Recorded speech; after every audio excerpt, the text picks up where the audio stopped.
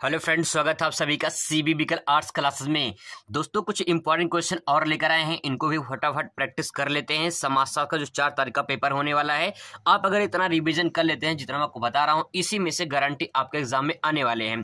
क्योंकि दोस्तों एक सब्जेक्ट नहीं है, 2 सब्जेक्ट नहीं है जिसके बारे में बताऊं और आया ना हो। जितने सारे सब्जेक्ट आपकी, चाहे भूगोल की बात हो, शिक्षा शास्त्र, नागरिक शास्त्र, अर्थशास्त्र, इतिहास के बारे में बात हो, गृह विज्ञान के बारे में बात हो, इन सब के बारे में जितने मैंने इंपॉर्टेंट क्वेश्चन बताए हैं, उसमें ज्यादा से ज्यादा क्वेश्चन आया हुआ एग्जाम में। ठीक है, अगर आपको विश्वास ना हो तो जाके वीडियो लिस्ट में देख लीजिए और आप पेपर मिला लीजिए, आपको विश्वास हो जाएगा। तो वहां पे दोस्तों जो इंपॉर्टेंट क्वेश्चन बताया था वहां पे आया हुआ एग्जाम में, तो यहाँ पे कुछ इंपॉर्टेंट क्वेश्चन है समाजशास्त्र में भी, मैं उससे बता दे रहा हूँ। बस आपको इसको प्रैक्टिस कर लेना, मैं पूरी कोशिश करता हूँ कि आपको आसानी से याद हो जाए। इसीलिए मैं जो वर्ड लिखता हूँ किताबी भाषा नहीं होती, बल्कि कुछ कंटेंट उसके में लेकर आपको ऐसे प्रोवाइड कराता हूँ ताकि आपको आसानी चीजें याद हो जाएं।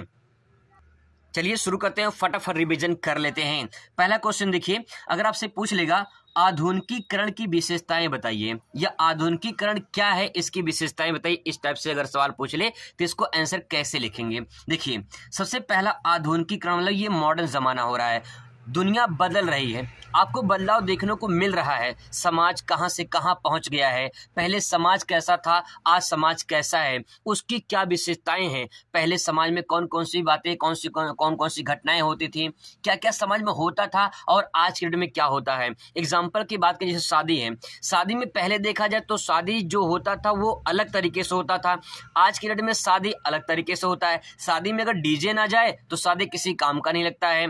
तो सवाल ये है कि कहीं न कहीं बदलाव देखने को मिल रहे हैं। दोस्तों ध्यान रखिएगा, आप समाजशास्त्र का पेपर देने जा रहे हैं तो समाज की बातें ही आपको ऐड करनी है, समाज से संबंधित शब्दों को लिखना है, तभी आपका आंसर परफेक्ट होगा। समाज में कहीं न कहीं आपको बदलाव जो देखने को मिल रहा है वो क्या हो रहा है, आधुनिकीकरण हो रहा है। देखिए सब लोग पहले जो है ना शादी वगैरह में जब खाना खिलाते थे तो मेज और टेबल होता था, आपने भी देखा होगा। पहले क्या होता कि नीचे बैठा के एक चटाई बिछा के उस पे लोग खिलाते थे, फिर मेज टेबल आया, फिर बफर सिस्टम आ गया। अब सवाल कहीं कि बदलाव हो रहा है, अगर जिस शादी में बफर सिस्टम ना हो, जो है जयमाल डेकोरेशन वाला होता है वो सिस्टम ना हो, ठीक है, डीजे ना जाए, तो शादी लगता है यार बहुत गरीब घर का शादी है हो रही है। तो कहने का तात्पर्य कि समाज में बदलाव हो रहे हैं, तो यही जो आधुनिकीकरण है, इसी बात को आपको लिखना है। प्रश्न समझ में आ जाएगा तो आप अपने तरीके से अच्छे शब्द लिख सकते हो, कोई बहुत बड़ी बात नहीं है। चलिए देखते हैं इसको, आधुनिकीकरण की विशेषताएं बताइए, या इसकी जो है परिभाषा पूछ ले तो क्या लिख सकते हैं इसमें। आधुनिकीकरण या आधुनिक होने का तात्पर्य वैज्ञानिक पद्धति को अपनाना, मतलब ये कह सकते हैं जो वैज्ञानिक धीरे धीरे साइंस बढ़ रही है, टेक्नोलॉजी बढ़ रहा है, उसी को समाज अपना रहा है। पहले मोबाइल फोन नहीं था, मोबाइल फोन आ गया और हर इंसान के पास मोबाइल फोन है। यहाँ तक कि जो एक तरह से जो कूड़ा बिन था उसके पास भी मोबाइल एंड्रॉइड फोन है। तो समाज में कहीं की बदलाव हो रहे हैं, साइंस जैसे से आगे बढ़ रही है, समाज में परिवर्तन देखने को मिल रहे हैं। आगे देखिए इसमें कहा गया है, अपना ये वैज्ञानिक पद्धति को अपनाकर सामाजिक और सांस्कृतिक परिवर्तन है। मतलब सिंपल सी बात कहा जाए कि समाज में जो बदलाव हो रहा है दोस्तों, वही आपको पॉइंट इसमें नोट डाउन करना है, क्योंकि समाज में हमें परिवर्तन देखने को मिल रहा है, हमारे संस्कृति में, हमारे सामाजिक में कहीं की बदलाव देखने को मिल रहा है। कई विद्वानों ने आधुनिकीकरण को सूची तैयार किया है, जैसे कुछ इस तरह से कहा है कि तार्किक अभिवृत्ति का मतलब ये कि इंसान के अंदर जो परिवर्तन हो रहा है, उनके सोचने की क्षमता, बोलने की क्षमता, न कि बोलने का, सब कुछ जो है व्यवहार, उनका आचरण व्यवहार, सब कुछ जो है बदलाव देखने को मिल रहा है। मानवता, अब देखिए मानवता जो शब्द है ये अपने में बहुत बड़ा शब्द है, लेकिन आपको बस इतना समझना कि मानवता कहाँ है, समाज में खत्म हो चुकी है, मानवता नहीं रही है। मानवता का मतलब ये है कि भाई भाई का नहीं हो रहा है, भाई भाई को मार रहा है। तो समाज में क्या हो रहा है, 1 इंच जमीन के लिए भाई भाई को मार दे रहा है, कहाँ गई मानवता। तो ये सब दोस्तों क्या है, मानवता कहीं कहीं धीरे धीरे बदलाव हो रहा है, परिवर्तन देखने को मिल रहा है, वही आधुनिकीकरण बताना चाह रहे हैं। अगला देखिए प्रौद्योगिकी की प्रगति, देखिए साइंस बढ़ रही है, टेक्नोलॉजी बढ़ रही है। आप कृषि में देख लीजिए, कृषि में ऐसी सी मशीनें आ गई हैं कि इंसान को अब तो काम नहीं करना पड़ेगा। तो समाज में कहीं न कहीं बदलाव देखने को मिल रहा है, साइंस बढ़ रही है, साइंस बढ़ने के साथ साथ समाज भी कहीं के अपने आप में बदलाव कर रहा है। तो प्रौद्योगिकी के साथ साथ समाज भी परिवर्तन हो रहा है। जो समाज में परिवर्तन हो रहा है तो आधुनिकीकरण हो रहा है, सिंपल। ठीक है, आगे देखिए उच्च सहभागिता। उच्च सहभागिता का तात्पर्य यह है कि कहीं न कहीं जैसे जैसे लोग आगे बढ़ रहे हैं, समाज बढ़ रहा है, साइंस बढ़ रही है, कहीं कि उनकी सहभागिता जो है, एक दूसरे का सहयोग, साथ, ये सब कुछ भी उसमें बदलाव देखने को मिलता जा रहा है। आगे देखिए सामाजिक आर्थिक राजनीतिक अनुशासन। इसमें कहीं न कहीं सामाजिक आर्थिक राजनीतिक में अनुशासन देखने को मिलता है। पहले अनुशासन जो था वो आज अनुशासन नहीं है। अनुशासन कभी कभी हीनता देखने को मिल जाती है, कहीं कि बदलाव देखने को मिल जाता है, चाहे वो सामाजिक क्षेत्र हो, चाहे आर्थिक क्षेत्र हो, चाहे राजनीतिक क्षेत्र हो। हर इंसान चाहता है बस पैसों की होड़ लगी है, पैसा कमाए, किसी प्रकार से पैसा कमाने की होड़ लगी है। तो समाज में जो अनुशासन है वो कहीं न कहीं उसमें परिवर्तन देखने को मिल रहा है, बदलाव देखने को मिल रहा है कि समाज किस प्रकार से बदल रहा है। सारा जो समाज हमारा है, ये इंसान कहीं कि बस एक उसके अंदर भूख है कि भैया पैसा कमाओ, पैसा कमाओ। तो सवाल ये है कि कहीं कि समाज में बदलाव देखने को यहाँ पे मिल रहा है। दोस्तों ये सारी क्रियाएं आप इसमें ले सकते हैं कि आधुनिकीकरण, ये पूरी विशेषताएं हैं, इसी को परिभाषित भी कर सकते हैं। अगर क्वेश्चन पूछ ले तो छाप देना बढ़िया से। दोस्तों पहले आप प्रश्न समझने की कोशिश करिए, समझ जाएंगे प्रश्न तो आपको आसानी से आंसर खुद याद हो जाएगा, और आसानी से प्रश्न भी जब आप पेपर पढ़ेंगे तो आपको उसका उत्तर भी आसानी से आता चला जाएगा। लेकिन आप पहले प्रश्न ही नहीं समझ पाएंगे क्या पूछना चाह रहा है। देखिए पश्चिमीकरण का अर्थ बताइए तथा भारतीय समाज पर इसका क्या प्रभाव पड़ा है, अथवा करके पूछ सकता है पश्चिमीकरण क्या है, इसकी विशेषता बताइए। दोस्तों यहाँ पे ध्यान से थोड़ा समझने की कोशिश करिएगा। दोस्तों जो मैं बात आपको समझाना चाह रहा हूँ बस थोड़ा सा समझने की कोशिश करिए। यहाँ पे लिखा है पश्चिमीकरण, तो पश्चिमीकरण का तात्पर्य क्या है पहले इसको समझते हैं। दोस्तों मैं आपको बता दूं, यहाँ पे थोड़ा संसार का मैप देख लीजिए। यहाँ पे देखिए भारत है, ठीक है, यहाँ पे तो भारत है। अगर मैं भारत के इस साइड की बात करूँ, इस साइड में, तो ये बायां हो जाएगा। बाएं में कौन सी दिशा हो जाएगी, ये पश्चिम हो जाएगा। ठीक है, ये कौन सी दिशा हो जाएगी, ये पश्चिम हो जाएगा। ठीक है, और इधर कौन सा हो जाएगा, ये पूरब हो जाएगा। ठीक है, इतना तो पता आप सभी को। अब भारत के यहाँ पे अगर बाएं साइड पे देखें तो ये पश्चिम हो जाएगा। तो दोस्तों यहाँ पे जो देश यहाँ रहेंगे, ये सब जो देश हैं ये भारत के पश्चिम में आ जाएंगे। अब सवाल ये है कि आप सभी को पता है कि यहाँ पे इंग्लैंड है, तो इंग्लैंड के लोग भारत में आके यहाँ पे बसे थे, यानी जो भारत के लोग यहाँ, मतलब इंग्लैंड के लोग भारत में बसे थे, तो ये पश्चिम के लोग यहाँ पे आके भारत में बसे थे। तो इनका जो बसना यहाँ पे था, इनकी संस्कृति, इनके आचरण, व्यवहार, बोलचाल, सब कुछ यहाँ पे छोड़कर चले गए। अंग्रेजों की देन यहाँ पे है एजुकेशन, शिक्षा, और बहुत कुछ यहाँ पे छोड़कर चले गए अंग्रेजों ने। तो यहाँ पे दोस्तों पश्चिमीकरण हुआ है। अब सवाल ये कि यहाँ से बहुत सारे लोग इस देश में, यहाँ से भारत में आते हैं। तो सवाल ये है कि इनकी जो संस्कृति होती है, इनका जो भी राजनीतिक, आर्थिक, सामाजिक होता है, भारत में आते हैं और भारत में यहाँ पे सब कुछ अपने संस्कृति छोड़कर चले जाते हैं। तो पश्चिमीकरण दोस्तों जो हो रहा है, वही कहना चाह रहे हैं कि पश्चिमीकरण की क्या तात्पर्य है, जो देश कहीं न कहीं आते हैं उनके पीछे क्या रीजन है। अब दोस्तों एक बात और समझ लीजिए, आपको आसानी चीजें समझ में आ जाएंगी। जैसे मान लीजिए यहाँ पे देखिए, यहाँ पे दोस्तों ये है यूपी, ठीक है, और यहाँ पे ये सब गुजरात है, यहाँ मान लीजिए महाराष्ट्र है। ठीक है, अगर महाराष्ट्र के लोग यूपी में जाएंगे, ठीक है, मराठी लोग यहाँ पे जब यूपी में जाएंगे तो यहाँ की संस्कृति जो है यूपी में छोड़ कर आएंगे, और यूपी को लोग यहाँ पे आएंगे तो यहाँ के छोड़ कर आएंगे। जैसे कभी कभी होता है ना, यूपी बिहार के लोग जब जाते हैं, कभी कभी विवाद हो जाता है कि बिहारी लोग यहाँ पे जाते हैं या यूपी बिहार के लोग यहाँ महाराष्ट्र में जाते हैं। तो ये सवाल जो है, एक राज्य या एक देश जो दूसरे देश या दूसरे राज्य में जाता है तो वहाँ की संस्कृति लेकर आता है और अपनी संस्कृति छोड़ कर आता है। तो यहाँ पे सवाल ये है कि पश्चिमीकरण किस प्रकार से हुआ है, वही बात यहाँ पे समझाना चाह रहे हैं। चलिए इनकी परिभाषा देख लेते हैं। विश्व के पश्चिम देशों के प्रभाव के परिणाम स्वरूप अन्य देशों में परिवर्तनों की प्रक्रिया को पश्चिमीकरण नाम दिया गया है। वही मैंने आपको मानचित्र में बताया था कि जो विश्व के देश हैं, उन देशों के प्रभाव, जो देश है वो कहीं न कहीं दूसरे देश में गए, वहां पे अपनी संस्कृति छोड़कर गए। जब संस्कृति छोड़कर गए वहां पे, तो उनके समाज में परिवर्तन देखने को मिला। जिसी को जो परिवर्तन हुआ, उसी परिवर्तन को पश्चिमीकरण का नाम दिया गया। पश्चिम मतलब वेस्टर्न साइड, पश्चिम का, और करण मतलब करना। तो पश्चिमी की जो क्रियाएं हैं, पश्चिम की जो संस्कृति है, उनके द्वारा उनके समाज में परिवर्तन देखने को मिला है। ठीक है, ये बात इसमें समझ सकते हैं आप। अब देखिए वहां की संस्कृति, तकनीकी, संस्थाएं, ज्ञान, व्यवसाय आदि के आधार पर परिवर्तन जो है ये पश्चिमीकरण कहलाता है। बहुत ही सिंपल वर्ड में आप समझ सकते हैं। मैंने आपको पहले ही बता दिया कि पश्चिमीकरण क्या हुआ, जब लोग वहां पे आएंगे, ठीक है। पश्चिम के लोग जब भारत में आएंगे तो वहाँ की संस्कृति लेकर आएंगे, वहाँ की तकनीकी, वहाँ की संस्थाएं, वहाँ का ज्ञान, वहाँ का व्यवसाय, ये सब कुछ जब लेकर आएंगे तो कहीं न कहीं जैसे अंग्रेजी है, अंग्रेजी किन की देन है? भारत की देन नहीं है, अंग्रेजों की देन है। तो अंग्रेज जब यहाँ पे आए थे भारत में तो अपनी अंग्रेजी छोड़कर चले गए, तो क्या हुआ? समाज में परिवर्तन देखने को मिल गया, अंग्रेजी पढ़ना अनिवार्य हो गया। तो समझ लीजिए कहीं कहीं बदलाव देखने को मिल रहा है। यही जो क्रिया है यही पश्चिमीकरण कहलाती है। आई होप दोस्तों आपको समझ में आया होगा। अब देख लीजिए पश्चिमीकरण के लक्षण या विशेषताएं बताइए। चाहे लक्षण पूछे चाहे विशेषताएं पूछे, बात देखिए क्या क्या विशेषताएं ले सकते हैं। जैसे भौतिकवाद। अब सवाल है भौतिकवाद क्या है? पश्चिम के लोग क्या मानते हैं?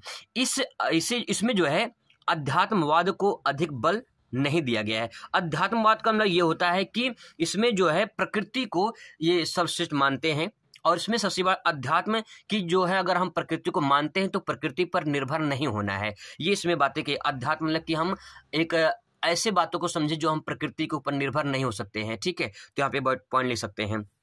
नगरीकरण। देखिए नगरीकरण कहने की तात्पर्य यह है विकास का कारण जो है नगरों की संख्या में परिवर्तन है। और आपको सभी अच्छे से पता है कि यूरोप देश जो है उसमें ज्यादातर जो देश है वो विकसित की श्रेणी में आते हैं और उनमें कहीं कि बदलाव देखने को मिलता है। विकास की श्रेणी में जब नगरों की संख्या बढ़ जाएगी, यानी गांव से जब नगर बनता चला जाएगा तो उसे कहेंगे नगरीकरण। दोस्तों ये क्वेश्चन लांग में पूछ सकता है, इसलिए कुछ पॉइंट मैंने नोट डाउन कर दिया है, बस आपको समझना है कि क्या क्या लिख सकते हैं। इसलिए मैंने आपको पहले ही बहुत अच्छे से समझाने की कोशिश किया है। अगर आपको समझ में आया होगा तो इन सारे पॉइंट में आप अच्छी सी चीजें लिख पाएंगे। देखिए औद्योगिकरण। औद्योगिकरण में क्या है? सिंपल सी बात यह है कि जब टेक्नोलॉजी बढ़ेगी, साइंस बढ़ेगा तो औद्योगिकरण का निर्माण होगा। जब दूसरे देश में होगा तो वहां के औद्योगिक की दूसरे देश में आएगी। ठीक है, जैसे मान लो कोई आविष्कार होता है, तो जब कोई आविष्कार होता है तो उस देश में होता है। भारत में आविष्कार तो बहुत कमी हुई है।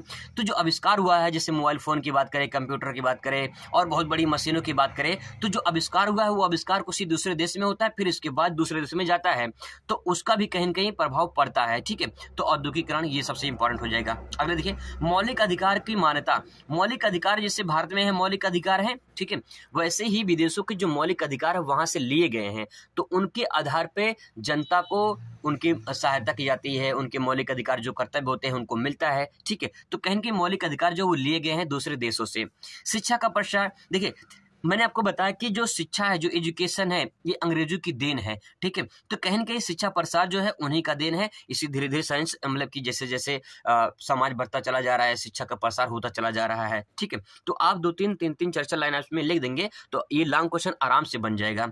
यातायात का साधन। देखिए यातायात का जो साधन है, ठीक है, ये कहीं न कहीं हमारे जो साधन है वो हमें देखने को मिले हैं विदेशों से और यहाँ पे आए हैं। फिर इसके बाद जो है हमें अपने समाज में या फिर जो है अपने जो है पूरे क्षेत्र में, देश में, प्रदेश में यातायात के साधन में परिवर्तन देखने को मिलता है। आगे देखिए विवाह संस्कार में सरलता। विवाह संस्कार में सरलता मतलब जैसे कि भारत में क्या है, भारत में क्या है, जाति बंधन है। तो जाति बंधन के आधार पे विवाह किसी जाति का दूसरे जाति से नहीं होता है। अगर कोई ए जाति का है तो अपनी ए जाति में ही करेगा। अगर ये गलती से बी जाति में कर लिया तो समाज स्वीकार नहीं करती है, समाज इसे दरकिनार कर देगा, समाज इसे बाहर कर देगा कि भैया हमसे मतलब नहीं क्योंकि तुम्हारी जाति, ये तुमने अलग जाति में शादी कर लिया है। समाज में चाहता है कि समाज जो उनकी जाति है वो अपनी जाति में ही शादी करे। अगर कोई अलग जाति में शादी करता है तो समाज स्वीकार नहीं करता है। लेकिन यहाँ पे जो पश्चिम साइड में है, यहाँ पे विवाह जो है वहाँ पे जाति बंधन है नहीं, तो विवाह करने में असरलता होती है। तो उसी का बढ़ावा देकर भारत में भी कहीं कहीं देखने को मिलता है। जैसे आपने बड़े बड़े हीरो हीरोइन को देखा होगा, वो अपने जो है शादी करते हैं किसी दूसरे धर्म में, किसी दूसरे जाति से कर लेते हैं, कोई दिक्कत नहीं है क्योंकि उनसे जो है आसानी हो जाती है। ठीक है, आगे देखिए स्त्रियों और पुरुषों के समान अधिकार। देखिए पश्चिम साइड में क्या होता है, स्त्री और पुरुष दोनों समान है, दोनों को रोजगार अच्छे से मिलता है, दोनों को व्यवसाय अच्छे से मिलता है और दोनों में कोई मतभेद नहीं होता है, समान अधिकार दिया जाता है। लेकिन भारत में अभी कहीं कहीं समस्याएं हैं, महिला पुरुष में कहीं कहीं समस्याएं हैं क्योंकि लिंगानुपात देखा जाए तो भारत में बहुत ज्यादा कम है। ठीक है, जैसे हरियाणा में बहुत ज्यादा कम है। देखिए अगला पॉइंट कर्म की प्रधानता। देखिए कर्म करेंगे तभी प्रधानता यहाँ पे उसके देखिए कर्म नहीं, आप काम करिए, आप काम करेंगे तो आपकी प्रगति होगी, आपका विकास होगा, तो कर्म को प्रधानता दिया गया है। ठीक है, भारत में क्या होता है, लोग अपने कर्म पे प्रधानता मतलब कर्म नहीं करना चाहते हैं, अपने लक, भाग्य, नसीब, किस्मत पर जो है अपनाते हैं कि मेरा लक खराब है, मेरा भाग्य खराब है, मेरा नसीब खराब है। भैया पहले कर्म करो ना, जब कर्म करोगे तो लक, भाग्य, नसीब, किस्मत सब कुछ खुलता चला जाएगा। ठीक है, आगे देखिए वैज्ञानिक पद्धति। वैज्ञानिक पद्धति का तात्पर्य है कि इसे हम अंधविश्वास का अभाव मान सकते हैं। वेस्टर्न साइड है, यहाँ पे अंधविश्वास बहुत कम होता है, मतलब कि वहाँ पे लोग झाड़ फूक ये सब जो है ये सब बहुत कम करते हैं। भारत में बहुत ज़्यादा होता है, तो वैज्ञानिक पद्धति को अपनाते हैं, वहाँ पे साइंस को अपनाते हैं, अंधविश्वास को नहीं अपनाते हैं। लेकिन भारत में अंधविश्वास को अपनाते हैं, लेकिन उसको देख कर कहें कि परिवर्तन हो रहा है। तो दोस्तों ये सारे पॉइंट आप इसमें ऐड कर सकते हैं, और ये हेडिंग अगर आप लिख देंगे तो इसके अंतर्गत जो भी कुछ लिखेंगे वो सबसे परफेक्ट आंसर आपका बन जाएगा। अगला प्रश्न देखिए, संस्कृतिकरण आप क्या समझते हैं?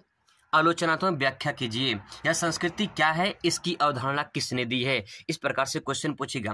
तो दोस्तों मैंने आपको बताया था संस्कृति का मतलब जो उनकी कल्चर है, जो उसकी संस्कृति है, उसमें क्या क्या बदलाव, क्या क्या परिवर्तन देखने को मिलता है, समाज में क्या क्या बदलाव है संस्कृति को लेकर, उसके बारे में आपसे यहाँ पे आपको पूछा गया है, उसके बारे में आपको लिखना है। पहला पॉइंट लिख सकते हैं यहाँ पे, क्या लिखेंगे इसमें? संस्कृतिकरण शब्द के साथ भारत के सुप्रसिद्ध समाजशास्त्री एन श्रीनिवास का है। तो यहाँ पे ध्यान रखिएगा, इनकी उदाहरण किसने दी है संस्कृतिकरण की? एन श्रीनिवास ने दिया है, ये ध्यान रखिएगा, अगला से क्वेश्चन पूछ सकता है।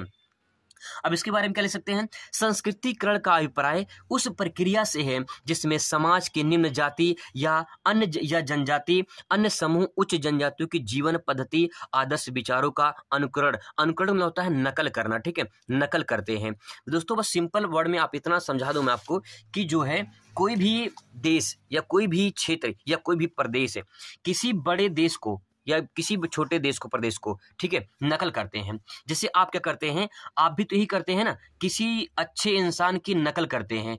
तो जब उस अच्छे इंसान की जब नकल करते हैं तो आप अपने अंदर उसकी अच्छाइयाँ भरने की कोशिश करते हैं।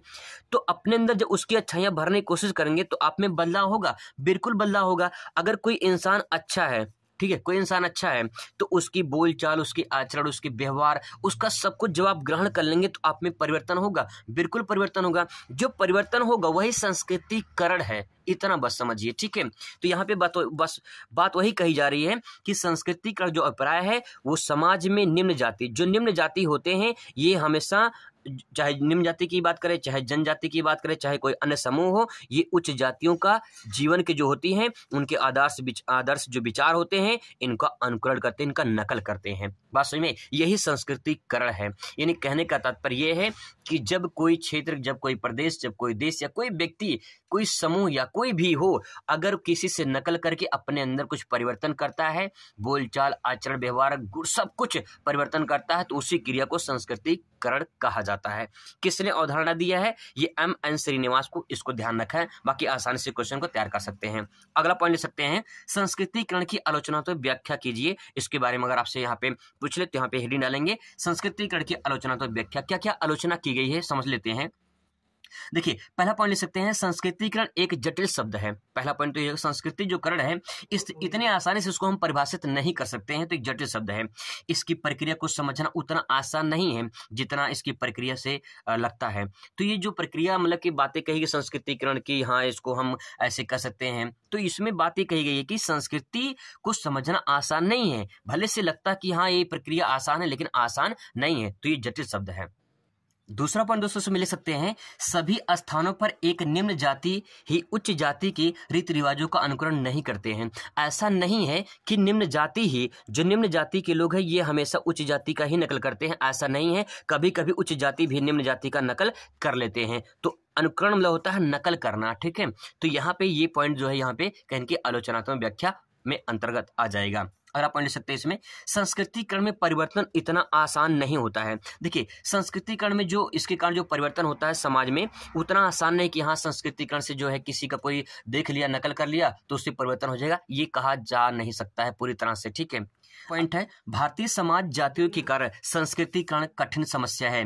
भारत में जो जाति है, जाति बहुत बड़ी समस्या है, जिसके कारण संस्कृति नहीं हो पाती, संस्कृतिकरण नहीं हो पाता है, एक संस्कृति दूसरे संस्कृति में ट्रांसफर नहीं हो पाती है। तो ये जाति जो है ये सबसे बड़ा जाति बंधन वाला ये सबसे बड़ी समस्या है। आगे देखिए, संस्कृतिकरण से समाज में अलग विचारधारा देखने को मिलती है जो सामाजिक से परे है। मतलब कि जो संस्कृति है इसमें जो समाज के लोग रहते हैं इनकी विचारधारा अलग अलग टाइप की होती है, तो कहें कि वो सामाजिक कभी परे हो जाती है, मतलब समाज में कभी भी फिट नहीं बैठती है। तो ये पॉइंट उसमें आप ऐड कर सकते हैं। अगला प्रश्न देखिए, पंथ निरपेक्षीकरण क्या है? पंथ निरपेक्षीकरण या धर्म निरपेक्षीकरण क्या है, इसके बारे में से पूछ सकता है। चाहे पंथ निरपेक्षीकरण पूछे चाहे धर्म निरपेक्षीकरण पूछे, बात एक ही होता है। भारतीय संविधान में सभी धर्मों को समान माना गया है, सभी को अपने धर्म का मानने का अधिकार दिया गया है। तो दोस्तों यहाँ पे जो बातें कही जा रही है वो धर्म को लेकर कही जा रही है कि धर्म भारतीय संविधान की नज़र में सभी धर्म, हिंदू, मुस्लिम, सिख, ईसाई सब समान है, लेकिन किसी भी को आधिकारिक जो है दर्जा नहीं दिया गया है। सभी को अपने धर्म मानने का अधिकार है, अपने धर्म का प्रचार प्रसार कर सकते हैं, उसको मान सकते हैं, लेकिन संविधान में किसी धर्म को जो है वो आधिकारिक दर्जा नहीं दिया गया है। आगे ले सकते हैं, पंथ निरपेक्षीकरण की प्रक्रिया में जो कुछ पहले माना जाता था अब उसमें परिवर्तन देखने को मिलता है, लेकिन आज समाज, धर्म, जाति, क्षेत्र आदि के कारण अलगाव के रूप में दिखाई देता है। दोस्तों यहाँ पे बातें जो कही कि संविधान में सभी धर्म समान है, सभी को अपने धर्म मानने का अधिकार है, लेकिन यहाँ पे अब क्या होता है, धर्मवाद होता है। मैं इस धर्म का हूँ, मैं उस धर्म का हूँ, मैं इस धर्म का हूँ। धर्मवाद में लड़ाई होती रहती है, क्षेत्रवाद में लड़ाई होती रहती है, जातिवाद में लड़ाई होती रहती है। तो ये पंथ निरपेक्षीकरण या धर्म निरपेक्षीकरण नहीं है। तो वही बात यहाँ पे कही गई है कि समाज में जो धर्म है, जाति है, क्षेत्र है आदि के कारण हमें अलगाव देखने को मिलता है। ये पूरा का प्रक्रिया जो है ये पंथ निरपेक्षीकरण कहलाता है। दबाव समूह का क्या अर्थ है? दोस्तों थोड़ा समझ लीजिए, मैं आपको अच्छे से पूरा समझा दूंगा दबाव समूह क्या है। पहले थोड़ा परिभाषा पढ़ लेते हैं। समाज में कुछ संगठित समूह अपने अपने हितों की सुरक्षा के लिए, यानी समाज में कुछ ऐसे संगठित समूह बनाए गए हैं जो अपने हितों की सुरक्षा के लिए शासन जो सरकार है हमारी, उस सरकार पर ऐसे कानून को पारित करने, यानी ऐसे कानून को लगाने के लिए या ऐसी नीति का अनुसरण करने के लिए दबाव डालते हैं जिन्हें समूह अपने हितों की रक्षा कर सके। राजनीतिक शास्त्र में इसे दबाव समूह कहा जाता है। दोस्तों इस बात को आप बहुत सिंपल तरीके से ऐसे समझ सकते हैं, जैसे मान लीजिए आपका समाज है, ठीक है, आपका समाज है, उस समाज में कुछ संगठन के लोग रहते हैं, ठीक है, आपने समूह बना लिया, एक संगठन बना लिया। किसके खिलाफ? आपने संगठन बनाया कि हमारे अगर समाज की भलाई नहीं होगी तो हम सरकार के खिलाफ हल्ला बोल बोलेंगे, ठीक है, हल्ला बोल। अब भैया सरकार, शासन, यानी जो शासन में है सरकार, उसके खिलाफ हम जो है दबाव डालेंगे कि भैया हमारे यहाँ काम करो, कि हमारा काम नहीं हो रहा है। तो जो समाज के लोग हैं, जो समाज के समूह बनाए गए हैं, ये समाज के लोग जब सरकार पर दबाव डालेंगे कि सर हमारे यहाँ भैया काम नहीं हो पा रहा है तो इसको काम करवाइए, अपने हितों की सुरक्षा के लिए जब सरकार पर दबाव डालेंगे, तो जो दबाव डालेंगे यही दबाव समूह कहलाएगा, क्योंकि दबाव किसके द्वारा डाला जा रहा है? इस संगठन के द्वारा, इस समूह के द्वारा, तो इसी को दबाव समूह कहा जाता है। ठीक है, आप इस बात को और थोड़ा समझने की कोशिश करिए। जैसे मान लीजिए आपके गांव के, आपके क्षेत्र, जो आपके क्षेत्र होगा, विधायक जी हैं, आपके विधायक जी हैं और आपके एरिया में सड़क नहीं बन रहा है। आपने कई बार जाके बताया कि सड़क नहीं बना, सड़क बहुत ज़्यादा खराब हो चुकी है, बरसात में दिक्कत होती है। तो आपका जो गांव का समूह है, जो समाज के लोग हैं, अब क्या करेंगे? सरकार पर, यानी जो आपके विधायक जी हैं उन पर दबाव डालेंगे। जब दबाव डालेंगे तो दबाव किसके द्वारा डाला गया है? इन समूहों के द्वारा। किसके खिलाफ? शासन के खिलाफ। तो ये जो दबाव है, ये समूह, दबाव समूह तब कहलाता है जब ये समूह मिलकर सरकार के खिलाफ कोई प्रेशर डाले, दबाव डाले। ठीक है, तो इसी बात को समझ सकते हैं कि ये दबाव जो सरकार पे डाला जा रहा है और किसके द्वारा? समूह के द्वारा। तो इसे कहते हैं दबाव समूह। ठीक है, वही बात यहाँ पे कही गई है कि अपने हितों की रक्षा के लिए जब समूह या संगठन अपने हितों की रक्षा के लिए शासन पर कानून पारित करवाने के लिए या ऐसी नीति का अनुसरण करने के लिए दबाव डाले, तो इसी को दबाव समूह कहा जाता है। ठीक है, आगे देख लीजिए। पूछ लेगा संदर्भ समूह किसे कहते हैं? अगर पूछता है संदर्भ समूह किसे कहते हैं, तो आप इसमें 2 लाइन में लिख सकते हैं। देखिए, आप हिंदी में लिखते हैं संदर्भ, प्रसंग, व्याख्या लिखते हैं ना, तो संदर्भ मतलब कि मेन मुख्य बातें लिख रहे हैं, तो वही मुख्य बातें यहाँ पे ऐड करनी है। जैसे एक संदर्भ समूह एक ऐसा समूह अथवा व्यक्ति होता है जो अपने समूहों के व्यवहार, आचरण, मनोवृत्ति को निर्धारण कर सके। दबाव समूह के यहाँ पे थोड़ा अलग है। ये समूह जो कहना चाह रहा है वो ये है कि ऐसा व्यक्ति या समूह जो अपने समूह को व्यवहार के लिए, भाई अपने कोई समूह बनाया है, उस समूह के आचरण के लिए, व्यवहार के लिए, उसके जो है मनोवृत्ति के लिए जो भी आप निर्धारण कर रहे हैं कि आपका समूह कैसे आगे बढ़ेगा, समाज में कैसे भलाई होगी उसकी, उसको ही संदर्भ समूह कहा जाता है। आगे दोस्तों बहुत ही महत्वपूर्ण प्रश्न है, ध्यान रखिएगा उसको। आरटीआई के बारे में पूछ सकता है। सूचना का अधिकार आरटीआई अधिनियम कब पारित हुआ था और इसका क्या तात्पर्य है? तो सूचना के अधिकार में अगर आपसे पूछ लेगा तो उसे कैसे लिखेंगे? पहला कुछ महत्वपूर्ण पॉइंट लिखेंगे, जैसे यहाँ आपसे पूछ लेगा 15 जून 2005 को इस अधिनियम को पारित किया गया था। यानी आरटीआई कब पारित हुआ था? तो आरटीआई पारित हुआ था 15 जून 2005 को। ये अति लघु में बहुविकल्पीय में सवाल दोस्तों पूछ सकता है, ध्यान रखिएगा। राइट टू इन्फॉर्मेशन सूचना का अधिकार जो ये 15 जून 2005 को पारित हुआ था, लेकिन लागू नहीं हो पाया था। लागू हुआ था 12 अक्टूबर 2005 को, संपूर्ण धाराओं के साथ ये लागू कर दिया गया। तो दो सवाल बनेंगे, पारित कब हुआ था? 15 जून 2005 को। लागू कब हुआ? 12 अक्टूबर 2005 को। ठीक है, अब इसके बारे में देखिए कि सूचना अधिकार क्या है। सूचना का जो अधिकार है, सूचना का अधिकार का तात्पर्य सूचना पाने का अधिकार है। ठीक है, जो सूचना अधिकार कानून लागू करने वाला लास्ट अपने नागरिकों को प्रदान करता है। मतलब ये है कि जो सरकार या कानून जो बनाए जाते हैं वहां से सूचना प्राप्त करने का जनता को अधिकार है, समाज को अधिकार है। तो यही बात इसमें कही गई कि सूचना का अधिकार आपका पाने का अधिकार है। ठीक है, तो यहाँ पे ये कब लागू किया गया था और जो है कब पारित हुआ था, क्या है, इसके बारे में थोड़ा सा आपको समझ लेना कि ये आरटीआई सूचना का अधिकार क्या है। दोस्तों ये प्रश्न आपको तैयार कर लेना है, क्योंकि यहाँ से जो क्वेश्चन बना है वो ग्राम पंचायत के 3 दायित्व पूछा है। ग्राम पंचायत का मतलब कि आपके गांव के जो प्रधान जी होते हैं उनका काम क्या है, ग्राम पंचायत के बारे में 3 दायित्व उनका काम क्या है ये लिखना है। अगर पूछ ले पंचायती राज व्यवस्था के मुख्य विशेषताओं का उल्लेख कीजिए, तो पंचायती राज व्यवस्था में देखिए इसमें क्या जाता है, एक तो ग्राम पंचायत आएगा, दूसरा आपने क्षेत्र पंचायत के बारे में सुना होगा। ठीक है, क्षेत्र पंचायत, इसमें क्षेत्र पंचायत आ जाएंगे। ठीक है, और इसमें तीसरा जो आएगा वो आ जाएगा जिला पंचायत। ठीक है, आपने सुना होगा जिला पंचायत सदस्य जो होते हैं, ठीक है, जिला पंचायत अध्यक्ष होते हैं, तो जिला पंचायत हो जाएगा ये। ठीक है, तो ग्राम पंचायत पहला, क्षेत्र पंचायत दूसरा और जिला पंचायत तीसरा, तो त्रिस्तरीय पंचायती राज व्यवस्था के रूप में जाना जाता है। ग्राम पंचायत, क्षेत्र पंचायत, जिला पंचायत। ग्राम पंचायत का जो मुखिया होता है वो ग्राम प्रधान होता है। क्षेत्र पंचायत का जो मुखिया होता है वो जो होता है ब्लॉक प्रमुख होता है। इसमें जो क्षेत्र पंचायत के जो सदस्य होते हैं वो बीडीसी होते हैं। ठीक है, बीडीसी ब्लॉक डेवलपमेंट काउंसिल होते हैं, उनको बोलते हैं। जिला अध्यक्ष या जिला जो पंचायत के जो सदस्य होते हैं वो जिला अध्यक्ष को चुनाव करते हैं, तो जिला अध्यक्ष बनते हैं। तो यहाँ पे 3 जो है पंचायती राज व्यवस्था है, जो यहाँ पे आप इसको आराम से ले सकते हैं, बहुत सिंपल है। दोस्तों ये प्रश्न थोड़ा सा आपको देख लेना है एक बार, बस कुछ करना नहीं है, सिंपल है। राजनीतिक दल को परिभाषित कीजिए, उनके कार्यों को उल्लेख कीजिए।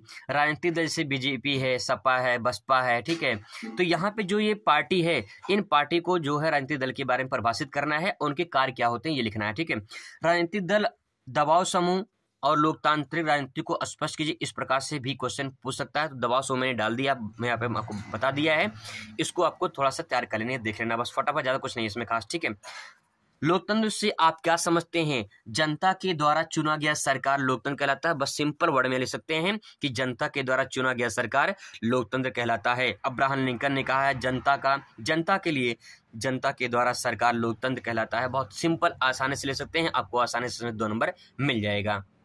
अब दोस्तों कुछ प्रश्न को और देख लेते हैं, इसी में आपका जो है लॉन्ग क्वेश्चन भी कवर कर लेंगे। ठीक है, देखिए पहला प्रश्न यहाँ पे देखिए, नगरीय समाज की 3 विशेषताएं लिखिए। अगर नगरीय समाज की 3 विशेषताएं लिखता है तो आप क्या लिखेंगे? देखिए नगर समाज में मतलब नगर में यानी शहर में कैसे समाज के लोग रहते हैं, उनकी क्या क्या विशेषताएं ये आपसे पूछा जा रहा है। अगर यहाँ पे ग्रामीण समाज के बारे में पूछ ले तो ग्रामीण समाज में कैसे लोग रहते हैं, समाज के लोग, आप उसको लिख पाएंगे। नगर में यानी शहर में कैसे लोग रहते हैं, उनकी बातें यहाँ पे लिखनी है। तो देखिए क्या क्या लिख सकते हैं इसमें। पहला पॉइंट नोट डाउन करेंगे, नगरीय समाज में जनसंख्या धनी होते हैं। धनी होने के कारण प्रति वर्ग किलोमीटर पर जनसंख्या घनत्व बहुत अधिक होता है। यहाँ पे पहला पॉइंट लिखेंगे, जनसंख्या जो होती है ये धनी होते हैं। दूसरा, यहाँ पे जनसंख्या कैसी होती है, जनसंख्या घनत्व बहुत ज्यादा होती है, क्योंकि एक ही क्षेत्र में बहुत ज्यादा लोग बसे होते हैं। ठीक है, दूसरा पॉइंट ले सकते हैं, नगरों में विभिन्न धर्मों, मतों, संप्रदाय, जातियों, वर्गों, प्रजातियों, भाषाओं एवं प्रांतों से संबंधित लोग रहते हैं। तो यहाँ पे दोस्तों सिंपल कह सकते हैं, नगर में जो बसाव होता है समाज का वो किसी भी धर्म का, किसी भी जाति का, किसी भी संप्रदाय का हो सकता है। वहां पे एक गुट में, एक समूह में लोग रहते हैं, ये विशेषता हो जाएगी। अगला देखिए, नगरीय समाज में औपचारिक और द्वितीयक संबंधों की प्रधानता होती है। द्वितीयक संबंध और औपचारिक का मतलब ये होता है कि द्वितीयक मतलब कि यहाँ पे लोग रोजगार में लगे होते हैं। ठीक है, रोजगार में लगे होते हैं और उद्योग में संबंधित जो है कार्य करते हैं। ठीक है। द्वितीय का जो है वो उद्योग में आ जाता है। तो यहाँ पे ध्यान रखकर नगरीय समाज लोग रहते हैं, ये ज़्यादातर उद्योग में और रोजगार में लगे होते हैं, इसकी विशेषता हो जाएगी। अगला प्रश्न देखिए, बहुत ही महत्वपूर्ण प्रश्न है ये। प्रबल सांप्रदायिकता से क्या क्या हानियां हैं? सांप्रदायिकता को दूर करने के लिए कुछ व्यवहारिक सुझाव दीजिए, अथवा सांप्रदायिकता निवारण के लिए सुझाव दीजिए। इसका उत्तर देख लीजिए। सांप्रदायिकता आज भारतीय समाज के लिए कलंक है। कैसे कलंक है, किस प्रकार से है, अभी आपको आगे पता चल जाएगा। तथा राष्ट्रीय एकता एवं अखंडता के सामने सबसे बड़ी चुनौती है। इसके प्रमुख दोष निम्नलिखित हैं। अब दोस्तों किस प्रकार से है, इसको थोड़ा समझने की कोशिश करते हैं। देखिए, पहला पॉइंट नोट डाउन कर सकते हैं। राष्ट्रीय एकीकरण में बाधक। राष्ट्रीय एकीकरण में बाधक किस प्रकार से है? सांप्रदायिकता का सबसे बड़ा दोष यह है कि यह राष्ट्रीय एकीकरण में सबसे बड़ी रुकावट है। दोस्तों इसका मतलब यह है कि अलग अलग संप्रदाय के लोग जो होते हैं, कहीं न कहीं समस्या खड़ी हो जाती है जब अलग अलग संप्रदायों का मत अलग अलग होता है, उनके विचार अलग अलग होते हैं। जब मत नहीं मिलेगा, विचार नहीं मिलेगा, तो राष्ट्रीय एकीकरण नहीं हो पाएगा, क्योंकि एक संप्रदाय कुछ चाह रहा है और एक संप्रदाय कुछ चाह रहा है। जैसे कहीं की राजनीति में होता है, राजनीति में एक जो है एक राजनीतिक दल कुछ चाह रहा है और एक राजनीतिक दल कुछ चाह रहा है, तो कहीं न कहीं समस्या खड़ी जाती है एक अच्छी सरकार बनाने में। ठीक है, तो वहाँ पे है सांप्रदायिकता का तात्पर्य यही हो जाएगा कि जो अलग अलग संप्रदाय के लोग हैं, अगर इनकी विचार अलग होंगे, इनकी भावनाएं अलग होंगे, इनके मत अलग होंगे, तो कहीं की राष्ट्रीय एकता में एक बहुत बड़ा बाधक बनता चला जाएगा। तो इस पॉइंट को इसमें नोट डाउन कर सकते हैं। अगला पॉइंट है राष्ट्रीय सुरक्षा का खतरा। राष्ट्रीय सुरक्षा का खतरा है कैसे? सांप्रदायिकता राष्ट्रीय सुरक्षा को भी खतरे में डाल देती है, क्योंकि इसमें अनेक समस्याएं जैसे क्षेत्रीयवाद, भाषावाद आदि को प्रोत्साहन मिलता है। अलग अलग संप्रदाय के जो लोग होते हैं, मैंने बताया था आपको कि संप्रदाय में अलग अलग लोग रहते हैं, जैसे कि भाषा के आधार पर, क्षेत्र के आधार पर, जाति के आधार पर, धर्म के आधार पर। तो कहीं न कहीं जो संप्रदाय अलग अलग बटी होती, चाहे भाषावाद की बात करें, चाहे क्षेत्र के आधार पर बात करें, तो जो समस्या है कि इनका अलग अलग बटा होना, जब अलग अलग बटे रहेंगे तो राष्ट्रीय एकीकरण नहीं होगा, राष्ट्र की सुरक्षा नहीं होगी। ठीक है, तो वो पॉइंट यहाँ पे नोट डाउन कर सकते हैं। आगे ले सकते हैं राष्ट्रीय विघटन का प्रोत्साहन। विघटन मतलब अलग अलग होना, बट जाना। जैसे जब कोई देश किसी देश से अलग होता है, जैसे भारत पाकिस्तान में जब बंटवारा हुआ था, तो संप्रदाय अलग अलग था, इसलिए तो बंटवारा हुआ। भाई हिंदू कुछ चाह रहे थे, मुस्लिम कुछ चाह रहे थे, तो समस्या हो गई कि इनका जो है कहीं के विघटन का कारण बन जाता है। इसी विघटन मतलब अलग होना। ठीक है, तो सांप्रदायिकता जो होती है ये विघटन का कारण बन सकता है। दोस्तों ये लॉन्ग क्वेश्चन है, इसलिए थोड़ा ध्यान रखिएगा, समझने की कोशिश करिएगा। मैं आपको पूरी कोशिश करूंगा कि आपको समझ में आ जाए आसानी से।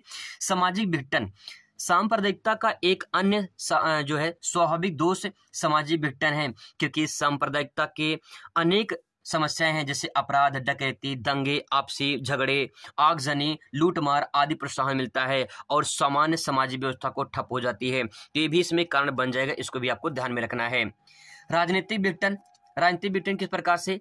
सांप्रदायिकता के कारण राजनीतिक विघटन की स्थिति पैदा हो जाती है, क्योंकि इसके परिणाम स्वरूप राजनीतिक अस्थिरता बढ़ती है और प्रशासनिक अवस्था एक प्रकार से ठप हो जाती है। तो यहाँ पे दोस्तों बस आपको इतना समझना है कि जो सांप्रदायिकता है, अलग अलग संप्रदाय के लोग किस प्रकार से अलग अलग बटे होते हैं, तो उनके कारण कौन कौन से बदलाव देखने को मिलते हैं, कहाँ कहाँ विखंडन होता है। ये सामाजिक है, राजनीतिक है, आर्थिक है, सांस्कृतिक है, जिसमें पॉइंट आप नोट कर सकते हैं।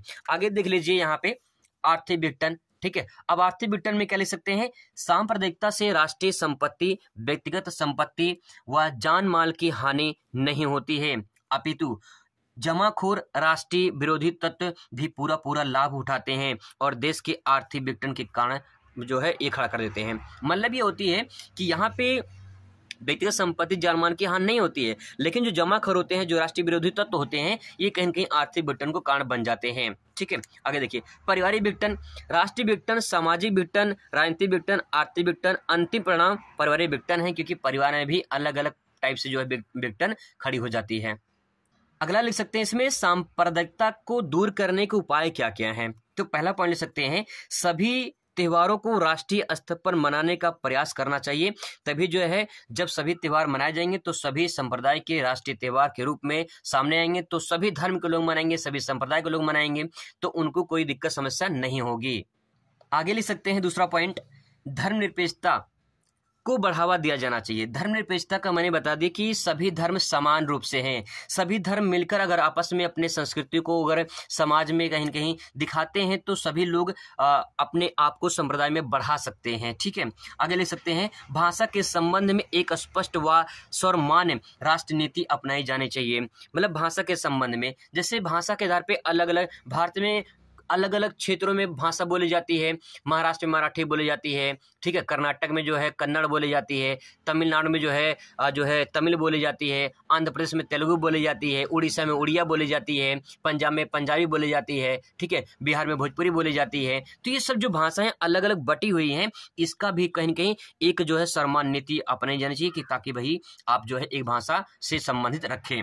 आगे लिख सकते हैं, शिक्षा के माध्यम से धार्मिक कट्टरवाद को दोषों को दूर किया जा सकता है, लौकिक दृष्टिकोण को बढ़ावा दिया जा सकता है। यानी शिक्षा का प्रसार किया जाए। जब प्रसार होगा तो कहीं न कहीं ये जो संप्रदायवाद है ये कहीं न कहीं खत्म हो सकता है और अलग अलग जो संप्रदाय बटी हुई है वो एकता में बढ़ सकते हैं, मतलब एकता रख सकते हैं और कहीं न कहीं देश का राष्ट्रीयकरण भी हो सकता है। तो दोस्तों ये पॉइंट इसमें आप नोट डाउन कर सकते हैं। अगला प्रश्न देखिए, एक पद्धति के रूप में साक्षात्कार से क्या आशय है। दोस्तों आपने वाइवा दिया होगा, इंटरव्यू मतलब आपने वाइवा दिया होगा, तो जो आपने वाइवा दिया होगा तो आपका टीचर वाइवा ले रहा होगा और आप वाइवा दे रहे होंगे, तो यही क्या है, साक्षात्कार है, यही इंटरव्यू है। अब देखिए समाज में कैसे इसको स्थापित करेंगे। साक्षात्कार सामाजिक अनुसंधान की वह पद्धति है जिसके द्वारा साक्षात्कारकर्ता वार्तालाप के द्वारा सूचनादाता के विचारों भावनाओं को प्रवेश करके तथ्यों को संकलन करता है। दोस्तों बात ये कहना चाह रहे हैं कि साक्षात्कार समाज में कैसे स्थापित होता है। तो साक्षात्कार अनुसंधान यानी रिसर्च यानी खोज की एक पद्धति है। अगर मान लीजिए आपके समाज में, आपके गांव में कुछ सर्वे करने आता है, ठीक है, और पूछता कि भैया आपके समाज में कितने जाति के लोग रहते हैं, कितने धर्म के लोग रहते हैं, कितने पढ़े लिखे हैं, कितने अनपढ़ हैं, कितने बड़े हैं, मतलब बुजुर्ग हैं, कितने बच्चे हैं, कितने महिलाएं हैं, कितने पुरुष हैं, क्या पूरा जो सिचुएशन जो आंकड़ा उसके पास आएगा, ये कैसे आएगा, साक्षात्कार से आएगा ना, इंटरव्यू से आएगा, वाइवा से आएगा। तो ये अनुसंधान मतलब रिसर्च की एक पद्धति है साक्षात्कार, जिसके माध्यम से हमें ये सूचना मिलता है उनके आचार विचार भावनाओं के, कि समाज में कहाँ समाज स्थापित है, किस प्रकार से है, वहां पे सामाजिक दशाएं क्या हैं, ये सब पूरी जानकारी हमें वाइवा से इन्हीं साक्षात्कार से मिलती है। आगे दो लाइन ले सकते हैं इसमें, साक्षात्कारता सूचनादाता के बीच आमने सामने की मीटिंग है। इसके माध्यम से सूचनादाता को निहित व्यक्तिगत सूचनाओं को भी प्राप्त किया जा सकता है। तो वही बताया मैंने कि आपने वाइवा दिया है, बस आप वाइवा दिए हैं, टीचर आपसे क्वेश्चन पूछ रहा था, आप क्वेश्चन का आंसर दे रहे थे, तो जो आदान प्रदान हो रहा था यही इंटरव्यू है, यही साक्षात्कार है। ठीक है, आगे देखिए, सामाजिक सर्वेक्षण के दो प्रमुख गुण बताइए। सामाजिक सर्वेक्षण के दो गुण कौन कौन से हैं, यहाँ पे इसका आंसर आपको लिखना पड़ेगा। ऐसे लिख सकते हैं, कैसे, जैसे देखिए सामाजिक सर्वेक्षण मतलब ये होता है जब कोई व्यक्ति कोई जानकारी प्राप्त करने आता है तो पूछता है वहां पे आपसे कि समाज में जो है कितने धर्म के लोग, कितने जाति के लोग, कितने पढ़े लिखे, कितने जो है अनपढ़ है, ये सब है। ठीक है, तो सामाजिक सर्वेक्षण होता है, आपके जो है समाज में जाकर लोग जानकारी प्राप्त करते हैं, तो इसमें दो गुण आप ले सकते हैं। ठीक है, आगे देखिए, अवलोकन के दो प्रमुख विशेषताएं बताइए। देखिए सामाजिक सर्वेक्षण और अवलोकन, अवलोकन मतलब ऑब्जर्वेशन करना, देखना, समझना। समाज में आप जाइए, आप जब समाज में जाएंगे तो आपको समाज के अलग अलग समाज में जाइए, अलग अलग जगह जाइए, तो आपको एक जगह पे दूसरे जगह पे जब अवलोकन करेंगे, देखेंगे जाके, तो वहां पे समाज में परिवर्तन देखने को मिलेगा। एक स्थान पे समाज कुछ रहेगा, एक स्थान पे समाज कुछ रहेगा, वहाँ की संस्कारिक जो है अलग कुछ रहेंगे, वहाँ के बोलचाल भाषा, वहाँ की संस्कृति अलग रहेगी। तो दोस्तों इसका तात्पर्य ये है कि जो समाज में हमें देखने में यानी अवलोकन करने में जो हमें जानकारी प्राप्त होती है वो है अवलोकन। ठीक है, तो उसकी दो विशेषता आपको लिख सकते हैं यहाँ पे। ठीक है, आगे देखिए, सामाजिक सर्वेक्षण किसे कहते हैं, इसके प्रमुख दोष बताइए। वही पॉइंट मैंने यहाँ पे लिख दिया है, लेकिन इस क्वेश्चन का आंसर हम लोग लॉन्ग क्वेश्चन में लिखेंगे। अगर ये क्वेश्चन पूछेगा तो कैसे इसको ऐड करेंगे। देखिए सामाजिक सर्वेक्षण आज के वैज्ञानिक युग की एक प्रमुख विशेषता है। ठीक है, यह वैज्ञानिक अध्ययन है। आगे देखिए क्या है दोस्तों, महत्वपूर्ण प्रश्न है इसलिए थोड़ा नोट डाउन करेंगे, इसको समझने की कोशिश करेंगे, ये क्वेश्चन लॉन्ग है। ठीक है, आगे देखिए, प्रमुख पद्धति है जिसके द्वारा सामाजिक जीवन, सामाजिक संबंधों अथवा सामाजिक दशाओं की बड़ी सावधानी पूर्वक जांच पड़ताल की जाती है। सामाजिक प्रशिक्षण में दोस्तों ये हो जाता है कि समाज में किस प्रकार से प्रशिक्षण किया जाए, किस प्रकार से ट्रेनिंग किया जाए कि ताकि जो है हमें वहां से जानकारी मिल जाए। ठीक है, और सामाजिक सर्वेक्षण में यही हम जानकारी प्राप्त करते हैं। सामाजिक सर्वेक्षण की संकल्पना को निम्नलिखित विशेषताओं के रूप में स्पष्ट किया गया है। पहला पॉइंट, निश्चित पद्धति। निश्चित पद्धति का तात्पर्य क्या है, देखिए, सामाजिक सर्वेक्षण सामाजिक जीवन एवं सामाजिक समस्याओं के अध्ययन की एक निश्चित पद्धति है। यानी जब आप समय में जाएंगे, सर्वेक्षण करने जाएंगे, ठीक है, सर्वे करने जाएंगे, तो समाज में जीवन कैसा है, वहाँ का जीवन कैसी है, वहाँ की क्या क्या समस्याएं हैं, ये आपको जानकारी प्राप्त होगा। भाई अगर कोई राजनेता या कोई भी अगर समाज में जाता है तो वहाँ पे पूछता है कि आपके यहाँ नाले नहीं बनी है, आपका रोड नहीं बना है, आपके यहाँ जो है कॉलोनी नहीं मिली है, आपकी जो है समाज की स्थिति कैसी है, वहाँ पे जब जानकारी लेगा किसके आधार पे, सर्वे के आधार पे। तो जब सर्वे के आधार पे जानकारी प्राप्त करेगा तो उसी को सामाजिक सर्वेक्षण कहेंगे। सामाजिक क्यों कहेंगे? क्योंकि कहाँ हो रहा है, समाज में हो रहा है। और क्या हो रहा है, सर्वे हो रहा है। तो ये सर्वे हो रहा है समाज में, तो उसे क्या कहेंगे, सामाजिक सर्वेक्षण ही नहीं कहेंगे। तो सिंपल है, ठीक है। आगे देखिए, वैज्ञानिक पद्धति का प्रयोग। वैज्ञानिक पद्धति का प्रयोग तात्पर्य यह है कि सामाजिक सर्वेक्षण के अंतर्गत वैज्ञानिक पद्धति का प्रयोग किया जाता है जिससे अध्ययन वस्तु के संबंध में किसी प्रकार की पक्षपात की संभावना नहीं करती है। मतलब कि जो सामाजिक अध्ययन होता है इसमें कोई भी संबंध में कोई पक्षपात नहीं है, बिल्कुल सही तरीके से सर्वेक्षण किया जा सकता है। आगे लिख सकते हैं सामाजिक पक्षों का अध्यापन, ठीक है, या अध्ययन। अब देखिए सामाजिक पक्षों का अध्ययन कैसे करेंगे। सामाजिक सर्वेक्षण के अंतर्गत समानता किसी समुदाय की संरचना, उसमें रहने वाले व्यक्तियों के जीवन दशाओं तथा उनकी क्रियाओं के सामाजिक पक्षों का अध्ययन किया जाता है। कई बार उसमें आर्थिक सांस्कृतिक पक्षों को भी सम्मिलित किया जाता है। यानी सिंपल वर्ड में कहा जाए, पूरा मिला के दोस्तों कहा जाए कि सामाजिक पक्ष का मतलब यह है कि जब हम समाज में सर्वेक्षण करने जाएंगे तो वहां पे उनके जीवन की दशाएं कैसी हैं, सामाजिक पक्षों के सब कुछ बारे में हमको वहाँ पे जानकारी प्राप्त होगा। आप अपने गांव में जाइए, सर्वे करिए, पता करिए कि आपके गांव की जीवन शैली कैसी है, और आपको अच्छे से पता भी होगा कि किस प्रकार से आपके गांव के समाज की जीवन शैली है। तो वही पॉइंट यहाँ पे नोट कर सकते हैं, ठीक है। बहुत ही सिंपल वर्ड में ले सकते हैं। आगे देखिए, निश्चित भौगोलिक क्षेत्र। सामाजिक सर्वेक्षण का संबंध निश्चित भौगोलिक क्षेत्र तक ही सीमित होता है।